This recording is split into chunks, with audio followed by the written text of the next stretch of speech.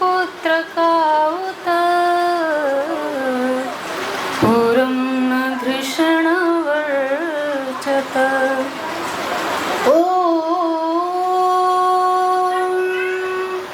शांतिः शांतिः शांतिः। इन दिनों नवरात्र का समय चल रहा है और आप जानते हैं कि वर्ष में 2 बार नवरात्र मनाया जाता है। और आपकी जानकारी के लिए बता दूं कि ये 2 नवरात्र, एक वासंतिक नवरात्र कहा जाता है और दूसरा शारदीय नवरात्र कहा जाता है। और इन दोनों ही समय में हम 9 दिनों तक शक्ति की उपासना करते हैं, देवी की उपासना करते हैं, माता की उपासना करते हैं। एक और रहस्यमय बात है, हमारे काशी में 2 गुप्त नवरात्रियां भी मनाई जाती हैं। मतलब वर्ष में हर 3 महीने में एक नवरात्र का आयोजन होता है। मेरे कहने का भाव ये है कि जब आप तैत्तिरीय ब्राह्मण ग्रंथ को उठाकर पढ़ेंगे तो वहां पर एक बहुत ही सुंदर बात लिखी हुई है। उसमें लिखा, संवत्सरो वै अग्निर्नाचिकेतः तस्य वसन्तः शिरः ग्रीष्मः दक्षिणः पक्षः वर्षा उत्तरः पक्षः और शरद पुच्छम। एक बहुत बड़े पक्षी के आकार की कल्पना की एक संवत्सर के रूप में, और बसंत को बताया उसका मुख है। हम सभी अभी कुछ दिन पूर्व चैत्र शुक्ल प्रतिपदा को नव संवत्सर मना रहे थे। ये सृष्टि का आदि काल से चला आ रहा हम सभी के सनातनियों का ये नव वर्ष है। और वह जो दिन है वो सृष्टि का आरंभ का दिन है। शरद काल से इस संपूर्ण नव संवत्सर का अंत होता है, इसलिए कहा शरद पुच्छम। जब हम शास्त्र को पढ़ते हैं तो हमारे मन में जिज्ञासा उत्पन्न होती है, और जब जिज्ञासा उत्पन्न होती है तो व्यक्ति और ज्यादा शास्त्रों के समीप जाता है, और ज्यादा विद्वानों के, ज्ञानियों के, अपने सज्जनों के, जो कि वैदिक विद्वान है, उनके समीप जाता है। इसलिए शास्त्रकार कहते हैं, यथा यथा ही मनुष्यः शास्त्रं समधिगच्छति तथा तथा ही विजानाति विज्ञानं चास्य रोचते। हमारा पूरा का पूरा जो दर्शन परंपरा है, उसमें जो मीमांसा दर्शन है, उसमें पहला सूत्र है, अथातो धर्म जिज्ञासा। हमारे अंदर जिज्ञासा तो उत्पन्न हो। ये जो सभा है, ये जो आर्य समाज है, आर्य समाज के जो सिद्धांत है, वो आपके मन में जिज्ञासा उत्पन्न करने का एक प्रमुख केंद्र है। इसलिए जब शरद ऋतु में हम नवरात्र मनाते हैं तो निश्चित रूप से वह वर्ष का अंतिम भाग कहा जाता है।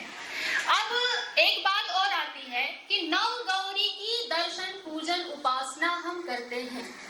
महर्षि देव दयानंद के वेद भाष्य को जब आप पढ़ेंगे तो आपका हृदय आनंद विभोर उठेगा, हृदय श्रद्धा से नतमस्तक हो जाएगा। और कहते हैं महर्षि दयानंद ने अपने वेद भाष्य के प्रत्येक मंत्र में समाज के साथ मंत्र का किस प्रकार से सामंजस्य हो। विद्वान वो नहीं होता जो लच्छेदार भाषण दे दे, लेखक वो नहीं होता जो ऐसे ऐसे शब्दों का समायोजन कर दे जो सामान्य जनमानस के समझ से परे हो। महर्षि दयानंद ऋषि इसलिए कहे जाते हैं कि वो इतने उच्च विद्वान होते हुए भी मंत्रों का इतना सरल भाष्य किया है, वेदों को मनुष्य के बीच ला करके रखा है कि ये हमसे संबंधित है। हमारा जीवन कैसा हो, हमारी जीवन पद्धति कैसी हो, तो वेद मंत्रों का ऐसा भाष्य किया है। आप जब देखेंगे, मैं एक मंत्र का उदाहरण आपके सामने प्रस्तुत करूंगी। गौरी ही मिमाय सलिलानि तक्षति सा एकपदी द्विपदी चतुष्पदी सा अष्टापदी नवपदी बभूषी सलिलानि तक्षति। यह मंत्र ऋग्वेद का है। और आपको बड़ा आश्चर्य होगा कि गौर शब्द पक्षियों के लिए आता है, लेकिन जब आप निघंटु वैदिक शब्दकोश पढ़ेंगे, वहां पर यह शब्द वाणी के अर्थ का वाचक है। वहां पर यह शब्द वाम नामों में पढ़ा हुआ है। जितने भी वेद भाष्यकार हुए महर्षि देव दयानंद से पहले, चाहे वो उवट हो, बहिधर हो या फिर सायन हो, उन किसी ने भी गौरी शब्द का अर्थ स्त्री परक नहीं किया। आचार्य यास्क ने वाणी परक अर्थ किया है। आप जानते हैं, आप सभी बहुश्रुत हैं और सुनने वाला व्यक्ति बोलने वाले से ज्यादा विद्वान होता है। तो महर्षि देव दयानंद की दृष्टि जब उस मंत्र पर आती है, उसमें 9 गौरी का प्रतिपादन है। कहते हैं वो 9 गौरी कौन है? एक पदी। एक पदी किसको कहा? जिसने एक वेदाभ्यासिनी, जिसने अपने जीवन में एक वेद का अभ्यास किया है। आप लोगों के नाम के आगे सरनेम पढ़ते हैं, वेदी, द्विवेदी, त्रिवेदी, चतुर्वेदी, पांडे, चौबे। तो ये सभी वेदों के ज्ञान रखने वाले होने के कारण से उनके उपाधिभूत नाम थे। लेकिन हमने ये मान लिया कि मैं जन्म से यदि द्विवेदी हूँ तो मैं वेद नहीं पढ़ूंगा तो भी मैं द्विवेदी कहलाऊंगा। ऐसा नहीं होता। महर्षि मनु को तो मानते ही होंगे। वही कहते हैं, यो न धित्तद्विजो वेदम अन्यत्र कुरुते श्रमम सजीवन्येव शूद्रत्वम आशु गच्छति सान्वयः। अकेला नहीं, परिवार सहित यदि वेद नहीं पढ़ता, केवल आर्य समाज है जो वेदों से आपको सीधा जोड़ने का प्रयास करता है। आप अन्य किसी कथा सत्संग में चले जाइए, आपको पुराण से आगे बढ़ने की इजाजत नहीं है। वेद से जुड़ने के लिए महर्षि दयानंद कहते हैं, इसलिए हमने क्या कहा? वेदों वाला ऋषि। नाम ही है वेदों वाला ऋषि। ये कौन आया? वेदों वाला ऋषि आया। तो कहा, एक कवि लिखते हैं, युगों से सुप्त थी धरती, अंधेरा घोर छाया था, निरख कर देश की हालत, ऋषि का मन भी रोया था, उठाया सत्य का झंडा, अंधेरा डगमगाया था, अमर सत्यार्थ ज्योति से जगत यह जगमगाया था, जगत यह जगमगाया था। तो सत्यार्थ की ज्योति क्या है? वो वेद के एक एक मंत्रों पर आपकी दृष्टि जाएगी तो आपको आश्चर्य होगा। आप पढ़ करके देखिए, आपके पूर्वजों ने, हमारे दादा परदादा ने किताबों को रखा, हमने उसको लाल कपड़े में लपेट कर सिमट करके रख दिया। हम छूते नहीं, हम डरते हैं, हम पढ़ते नहीं उन किताबों को, स्वाध्याय नहीं करते। कहते हैं कि इसको छूने से डर लगता है। क्यों? हमारा खान पान बिगड़ गया, हमने ये जो पवित्र पहनना छोड़ दिया, तो उन ग्रंथों को छूने से भी हम लोग डरने लग गए। महर्षि दयानंद लिखते हैं, जिस स्त्री ने अपने जीवन में एक वेद का अभ्यास करती हो, वह है एक वेदाभ्यासिनी। और विबली कहा जिसने 2 वेदों का अभ्यास किया है। मनु महाराज कहते हैं, यदि गृहस्थ आश्रम में किसी को जाना है तो उसके लिए क्राइटेरिया क्या होना चाहिए? क्राइटेरिया निर्धारित किया महर्षि मनु ने। वो कहते हैं कि वेदान अधीत्य वेदो वा वेदम चापि यथा क्रमम अविप्लुत ब्रह्मचर्यो गृहस्थाश्रमम प्राविशेत्। अरे यदि 4 वेद नहीं पढ़े हैं तो 2 पढ़ लो, 2 नहीं पढ़े हैं तो 1 पढ़ लो, और यदि कुछ नहीं कर सकते तो रिहाड़ी आज समाज में आ जाओ।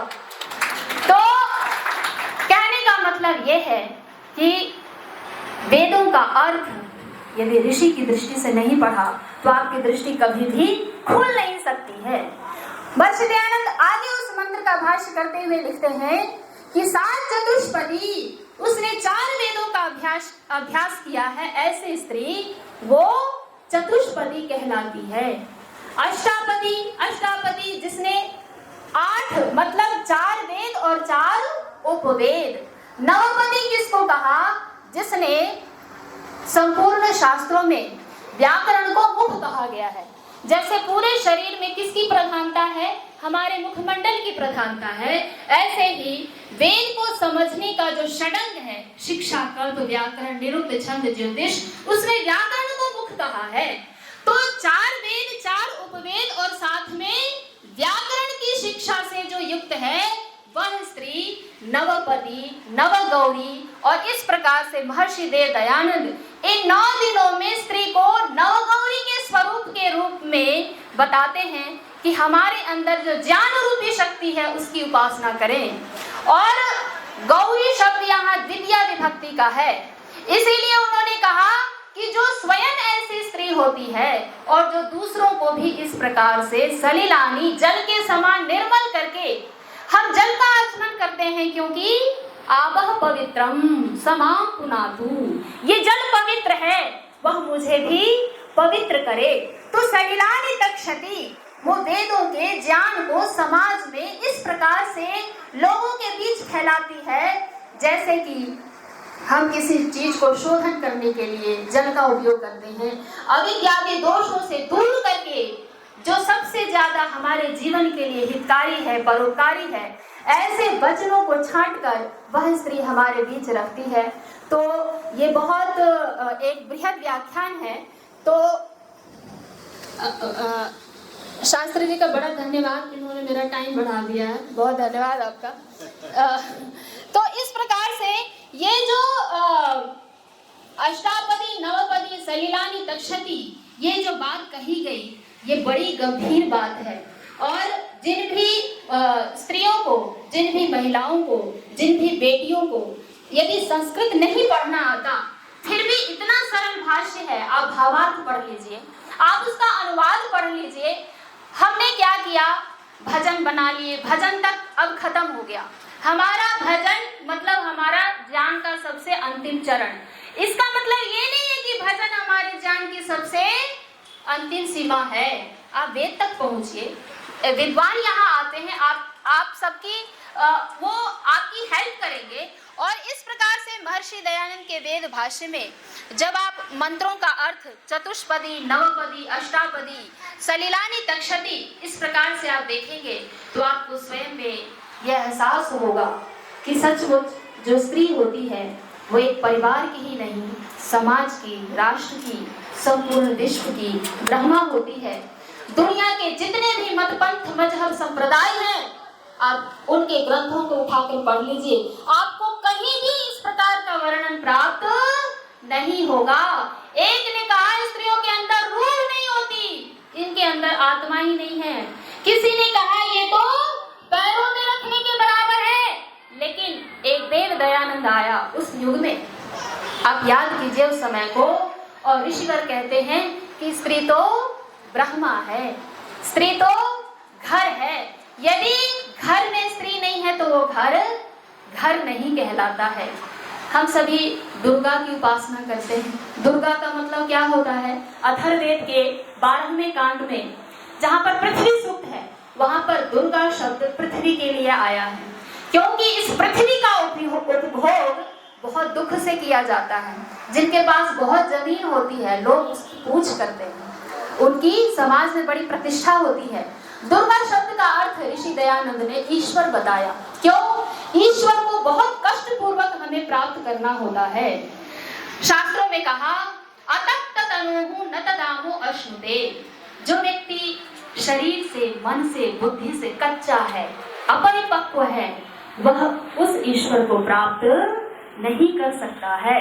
तो दुखेन गम्या, तो इसलिए दुर्गा शब्द से पृथ्वी अर्थ भी आता है शास्त्रों में, और दुर्गा शब्द से ईश्वर का भी अर्थ प्राप्त होता है। अब दुर्गा स्त्री हुई, क्यों? दुष्टों का संहार करने वाली। समाज में जो स्त्री सहन करती है, सहन करने वाली होती है। पृथ्वी से उपमा दी गई है स्त्री की। पृथ्वी जितना सहन करती है, स्त्री भी उतना ही सहन करती है, सहनशीला होती है। तो एक बहुत बड़े लेखक हुए, वे लिखते हैं सुवर्ण पुष्पितां भूमि विचिन्वन्ति त्रयो नराः। इस सोने से भूषित इस पृथ्वी का उपभोग कौन करते हैं? तो कहा शूरश्च, जो शूरवीर हो, कृतविद्यश्च, जो अपने पूर्वजों के किए हुए कार्यों को याद करता है, कृतविद्यश्च, और यश्च जानाति सेवितुम्। इस पृथ्वी पर उन्हीं का अस्तित्व हमेशा बरकरार रहता है, जिनको ये पता होता है कि इस पृथ्वी का उपभोग कैसे करना है। आपके आंख के सामने, आपके पैरों के नीचे से जमीन खिसकती चली जाएगी और आपको पता नहीं चलेगा। इसीलिए महर्षि देव दयानंद ने दुर्गा स्त्री रूपा अर्थ बताया कि वो दुष्टों का संहार करने वाली होती है। एक माँ से पूछिए, उसकी बेटी पर यदि किसी की गलत दृष्टि जाती है तो उसके अंदर क्या गुजरता है, वो दुर्गा का रूप धारण कर लेती है। तो मुझे लगता है मेरा समय हो गया है। फिर कभी शारदीय नवरात्र का पूरा वैदिक सिद्धांत पक्ष मुझे फिर कभी मौका मिलेगा तो मैं आपको बताऊंगी कि शैलपुत्री, कुष्मांडा, ब्रह्मचारिणी, चंद्रघंटा, इन सब का वैदिक रहस्य क्या है। मैं आप सभी का बहुत धन्यवाद करती हूँ, आपने ये समय दिया, ध्यान से सुना, बहुत बहुत धन्यवाद।